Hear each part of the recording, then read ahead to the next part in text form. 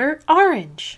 Here we have 3 Gravidia, 2 Flagberg, a Kyrie, the Prison, and we got Magnolia going on here. So Gravidia obviously makes sense, the Prison makes sense, the Magnolia doesn't really make sense, the Kyrie makes sense, but a lot of people might be asking yourselves, why is Flagberg up here? Why did it make it this far? And if you see the top 4 results, which is right around the corner right here, how in the world did this deck get first and second place might be another question. And actually it outbeat Gravidia and Kyrie. So let's talk about this deck for a second. So Flagberg, as you guys know, I've been talking about this deck pretty much since I realized that it's a good deck. And this was back in Magnolia format, when technically Magnolia was like by a smidge better.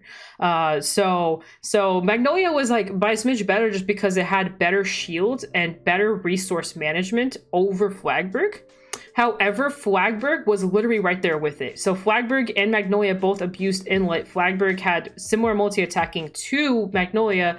Magnolia did not really start its turn until turn 4. However, Flagberg starts turn on turn 3. You know what I mean? So they kind of both had their ups and downs. I think for the long game, Magnolia was just better, but for the shorter game, Flagberg was the better deck, right? So, but anyway, I brought the deck knowing it's good, and it was good then, and then with Magnolia being hit, it only, in my opinion, it got better. Because nothing really stops it except Tamaria. Tamaria's like the only deck that you have to really consider yourself. And that's actually why I was a little scared to bring it. I was scared there might be some Tamaria players. I was also scared that the early game might not be enough and that the late game might be too heavy because of this deck right here. So I actually brought PPO because PPO has an insanely good early game and not so much a good late game. So I prioritized the early game, but sadly I never saw my pieces and I saw OT every game. So I just couldn't do anything every game I played. Like every game I just got stomped by either an overtrigger or just my mulligans were awful. It was one of two. Yeah, Tamaria is really good into Flagberg because Tamaria shuts down Tamaria shuts down an attacker by Soul Blasting, denying the 10k. It pretty much slows down your entire turn. All your restands are 3ks or 2ks or nothing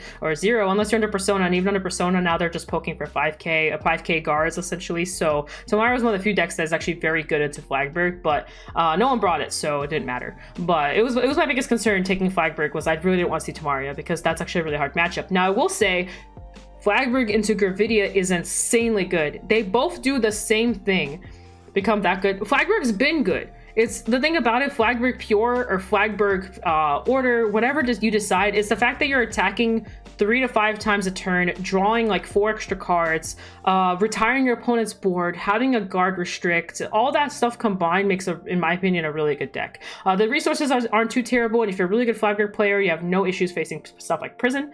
You know how to play that matchup really well, and it's just overall just very oppressive. Also, FYI, you can actually OTK on your first ride. It's actually very possible. It requires your opponent not hitting defenses, but it kind of almost plays an Excel deck, where if your opponent goes, oh, no defense, oh, no defense, oh, I guess that's game. Keep in mind, Elver just has less shield, so usually those little pokes, while they're good, they eventually have to make a decision, and usually that's where it's hard, is the decision tree of how you face Flagberg.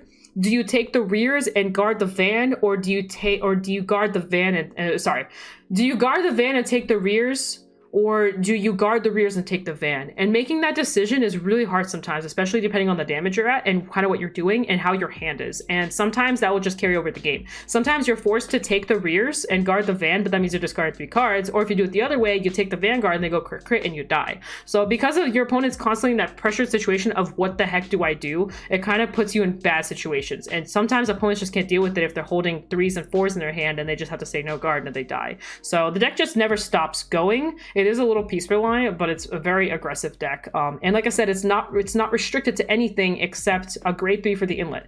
But you can actually put the grade 2s down and swing 5 times in that turn. It's CB heavy, but you can do it. It's 3 counter blasts, but you can pop off. And if your opponent doesn't have a defense, sucks to be you know. So deck's really good, and it's easy OTK. It's just very aggressive deck. Shreds through hand, also shreds through hand like insane.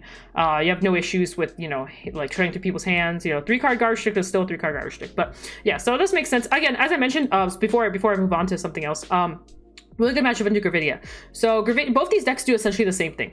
They both say I retire your board and I attack and I have pressure and you have to guard me, right? So, but the difference is that this deck has more normal units. So when this deck retires stuff from this deck, that's a problem. Gravidia can't revive its stuff Flagberg can. Gravidia retires, and it will retire Flagberg's board, but it can get it back. Flagberg attacks 5 times. Gravidia attacks 3 times. They both draw almost the same amount of cards. Flagberg on Counterblast draws a card. Inlet draws a card. Gravidia says on place draw 2 cards, right? So essentially they have the same economy going. The difference is that this deck's economy is slightly better. Now the other difference is that this deck has slightly higher pressure for hitting crits for games. So it's kind of just a give or take. However, I think in the end this deck performs better. If we don't talk about double trigger bullshit, I think this deck should perform better. Like outperform this deck. But you know, OTs happen. I think OT is the only thing that makes a difference between these 2 decks. Obviously this OT is better, and it's just more game changing than this over trigger. However, you can put 100 million on a restander and restand that, and force your opponent to have to guard with 2 perfect guards, maybe even 3. So yeah. But anyway, that's Flaggy. That's Flaggyberg. Flaggyberg's been a good deck for a while. It'll probably continue to be good. I don't know how it's going to perform in set 6. I'm not going to lie. I have no idea what set 6 is like. But it has been performing in Japan. But they have the promo, so hard to say.